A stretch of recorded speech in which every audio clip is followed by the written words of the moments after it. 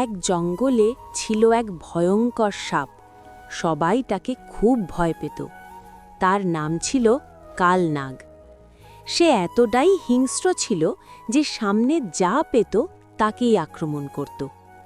একদিন সেই জঙ্গলে এক শান্ত স্বভাবের হরিণ ঘাস খাচ্ছিল। হরিণটি ছিল খুবই নিরীহ। হঠাৎ কালনাগ সাপ তাকে দেখে ফেলে। সে ধীরে ধীরে এগিয়ে এসে হরিণটিকে আক্রমণ করতে যায়।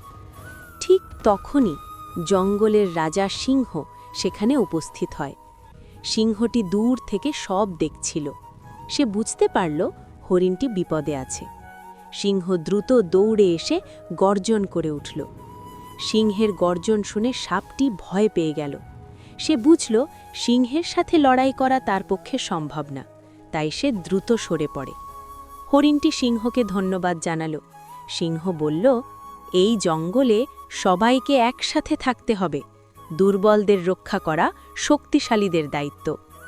এরপর থেকে জঙ্গলে শান্তি ফিরে আসে, আর কালনাগ সাপও আর কাউকে অকারণে আক্রমণ করতে সাহস পায় না।